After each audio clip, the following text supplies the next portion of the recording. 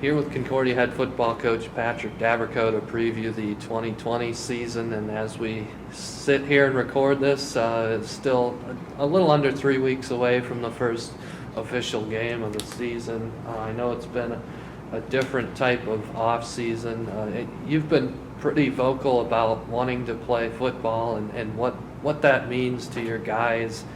How have you seen that exhibited, I guess? And it seems like they're pretty bought into and committed to seeing this thing out.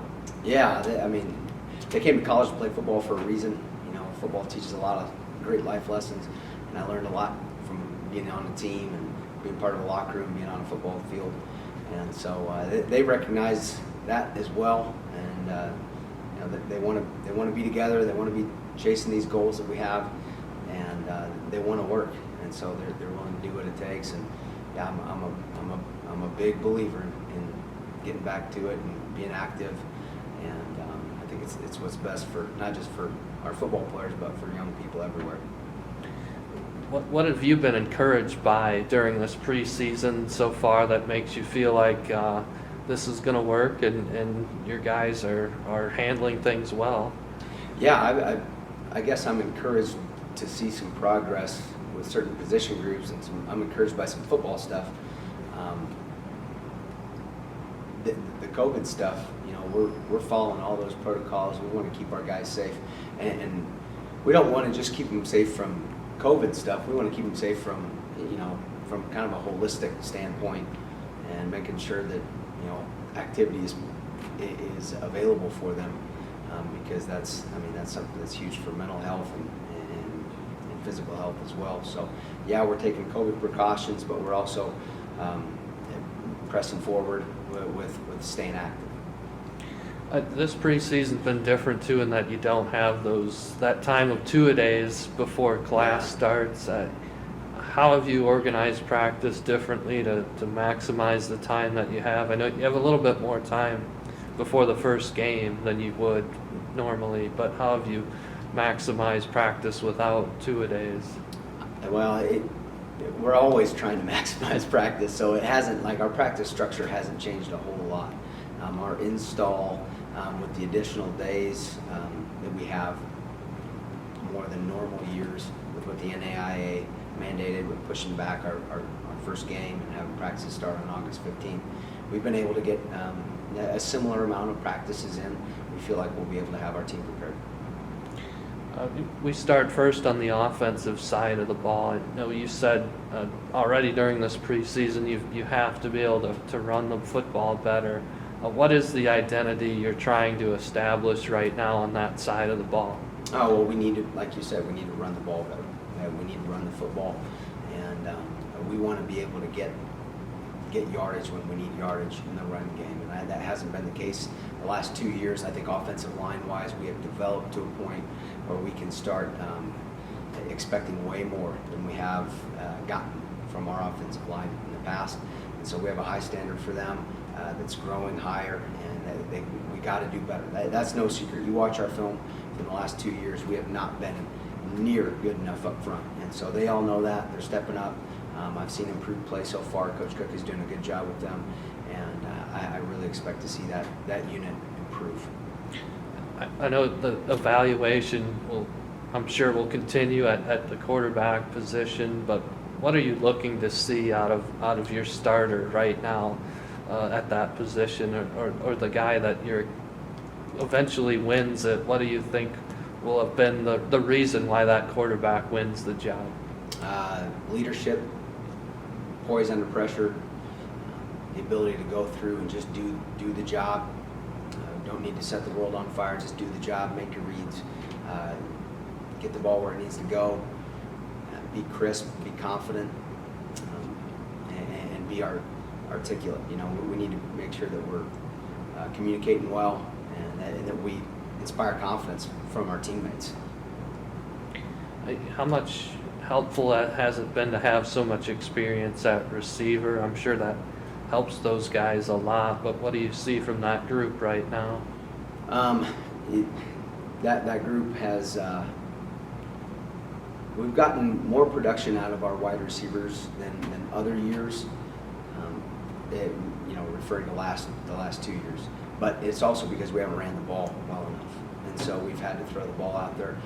That group is very talented. We need to put the ball into the end zone. Nothing else matters, and that's a point that we're driving home to them constantly. Yards don't matter. All that matters is that we're scoring points, and so we have seen an improved blocking from that group. We want to be more substance than style. We need to make sure that we're scoring points and not caring about distribution or anything like that. Block well, get the ball across the end zone, and cheer on your teammates. On defense, I think everybody knows by now who Lane Napier is, but how is that group of linebackers coming together as a whole? I know you had a lot of key parts to try to replace there at that group.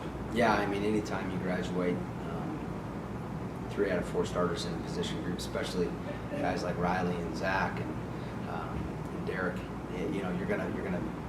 there's gonna be some growing pains with getting guys back on board, but we really haven't sweated that much. We've got a really solid group of guys who've gotten some good experience and played on Saturdays that are going to be playing in that position group, and so we feel good about that group, and we like how they're coming together.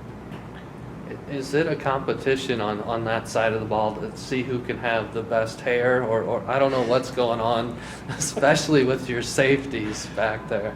Yeah, they're just trying to distract. Their hair is, I don't know, man. We look like we got some moms from the late 80s playing safety for us.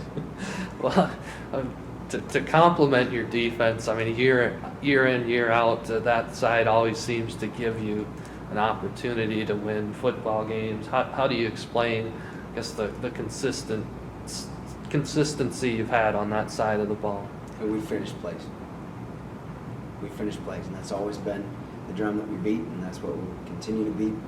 And it all starts, it begins and it ends with effort. And we're an effort-based defense. Coach Hostin, Coach Coombs have done a great job with getting our guys to play hard.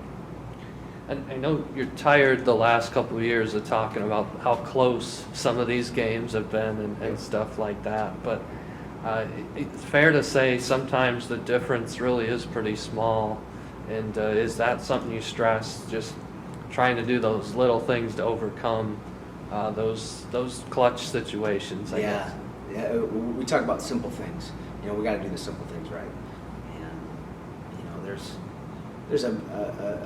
a lot of things that can either win you or lose you games throughout the course of a football game. And so there's nothing that you can't really stress. Everything's important. Everything's vital. We can't have a lack of execution in any part of our game and expect to come out on top, playing in this conference. And so we definitely are stressing the simple things, and we want to be excellent at the simple things. That's what we've always said. I'm beginning to think that, sometimes we put too much of an emphasis on, let's just get really good at these little details, and then sometimes we don't talk enough about, hey, what's our main objective here? And so we're trying to balance that out. And, at the end of the day, when 2 people collide, the weight room wins. And so, we've been working really hard in the off season and in our strength development, and we look forward to playing football.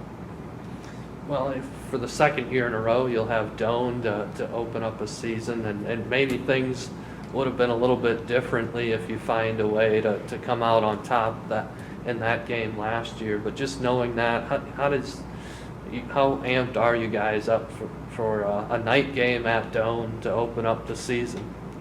All caps amped. That's it. That's it. We play Doane any time of the day, anywhere. We'll be amped.